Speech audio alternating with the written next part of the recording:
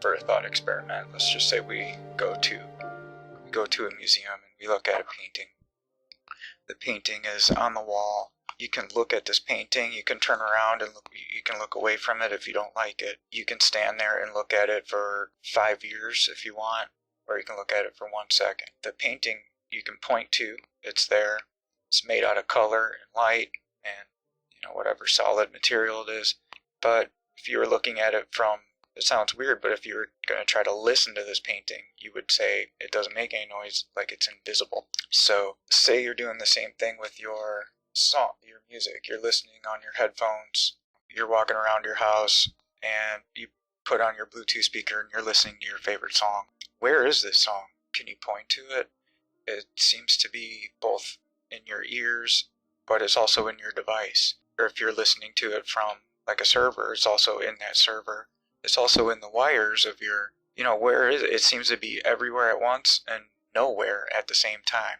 You could say it's, once it hits your ears, is part of yourself. It's in you, how your brain processes it, in your nervous system, or whatever you'd want to call that. At the same time, it's kind of a jumbled up, incomprehensible mess of magnetism when it's saved in a device. You could say it's also invisible in that form too, but it's also invisible in the air.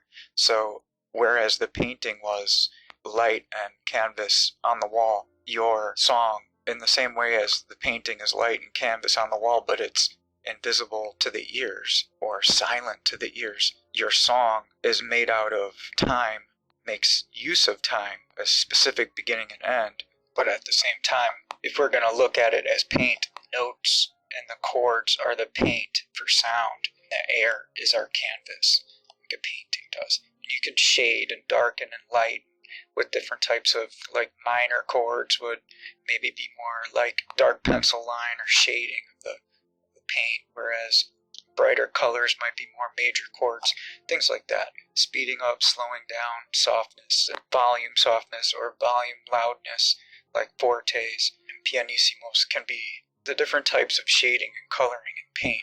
So in a way, it's painting the sound.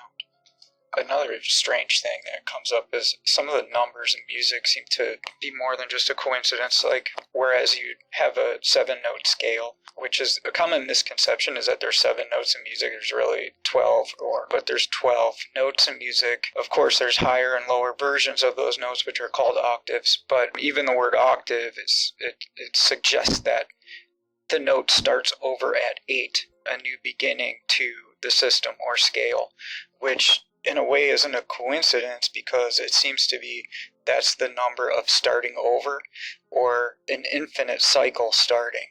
I don't think it's a coincidence that the infinity sign is an 8 just on its side. That's how music starts over with the new. It's hard to explain if you're not a musician, but so the 7 is like the limit for the scale, and then the 8 starts it again. And then you see this in other things. There's 8 pieces across a chessboard, and there's 8 to the other side of the chessboard, making 8 by 8. And people say that the game of chess is infinite after a few certain basic moves. And I don't think it's a coincidence that it's an 8 by 8 system that creates something that's infinite, which is in the case of starting over, like something that I just saw this like the other day. I just heard the story of Noah and the flood, when it wasn't just Noah and the ark. It was Noah, his wife, his 3 sons, and the wives end up as 8 people. I don't think that's a coincidence that to have a new beginning, you have 8 people. Just like, everything else, when it's either a starting over sequence, or it's a way to keep something going into infinity. And music is infinite. It will never end. You can never get done studying it. You can never get done working on it. You can never get done listening to it all. There's always going to be something new. And I don't think it's a coincidence that 8, the system of 8 multiplied by 12 ends up creating a system that is completely limitless. Your song is made out of time, makes use of time, a specific beginning and end, makes use of what we call sound, but it's invisible to the eyes as well. It makes no light that we can see. In some way, it might make some light in a different frequency or something like that, but it's invisible to us. So the other thing, once you enter this kind of art form, whereas I like to say music is an art form, but it's also a language of emotion. And it's also a way to be, you can save the language of emotion for later. Whereas like someone 200 years ago can show exactly how he felt to the people living in, our day and age. Because once you hear a song from like Beethoven and his deepest, most heartfelt music, you pretty much know exactly how he felt. There's no doubt about it. They really convey their emotions in these songs. So it's kind of like a time capsule in that way. So when I say like make use of time, like movies have a beginning and an end, it's motion picture and sound, whereas they use time, a painting does not.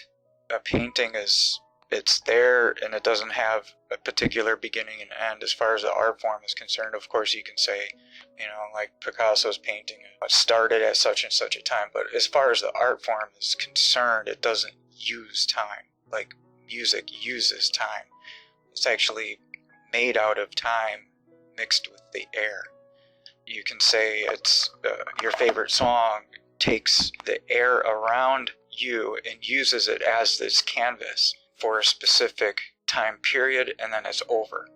You have to go back and start it again if you want to listen to it again. So the other, I would say, consequence of music is it becomes, in a way, it becomes like a slightly more powerful art form, in a way as you can't turn away from it, per se. If you enter your grocery store to buy something, and you're walking around and they're playing a song you don't like, and you forgot your headphones, you're stuck with that song. As much as you can try to ignore it, you can't. At least, I don't know, I can't. But hopefully you're better at that than me. But when there's a song on that I don't like, it's not something that you can avoid. So in a way, like where you can turn away from, graffiti, walking down the street or on the train in Chicago, you can turn around and not look at it. When it comes to a song playing in the grocery store and you don't want to hear it and you forgot your headphones, you can't turn away from that song. You're stuck with it. So that's kind of why I think music is such a strong force, and even the most like half a conscious person would be noticing that the record companies seem to use music more as a culture tool to change culture than it does to make an art form. Of course, like pure music written down on pen and paper from 1840s, from Chopin or something, is not the same as what's going on now.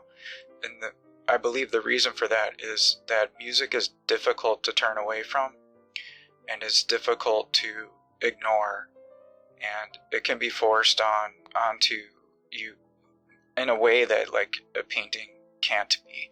So to use that for culture, the way I would explain it is, I don't know if it was the 50s or early 60s, they came out with Jailhouse Rock by Elvis Presley, and they actually had a video for that. And it's just people dancing around in jail. And if you think about that, how bizarre, how strange is that concept? Like, who wants to go to jail? Like, imagine like you're in the Middle Ages and someone's like, let's go to the dungeon. Who wants to be in a dungeon? And how strange is that the only reason you would make something like that, I mean, you might say, oh yeah, it's just silly, it's just fun, like, yeah, but to think of that, like, it's pretty blatant, like they're trying to glorify type of people who end up in a jail, or and that's in a way that's still going on today with, like, I don't even know I'd call it music, but like rap videos and stuff, like the rebellious type of, like trying to glorify the rebellious type of person or the criminal type behavior in a way that's always kind of been something in the culture, and the bad boy thing, and it kind of sends a signal of strength and slightly, but to be locked up in jail is, I can't imagine much worse, right? Like, who you want to go to prison, you want to go to jail, you want to be in a dungeon? That seems to be so weird, but that's what the record company started to do way back then, to glorify that type of thing. And they use culture, they use music.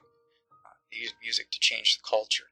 And slowly over time, little by little, every year, there was something like that you can point to in what we call music. I don't even know if I would call rap music, but it's to like rock bottom, you know, beyond rock bottom. I mean, even like the hip hop of the 90s used like piano and things like that, but we're at a point now where it's literally just one bass note and like a kick and a snare and somebody talking, which is strange almost to think that people would listen to that. That's about all that I'm at right here, so thanks for listening.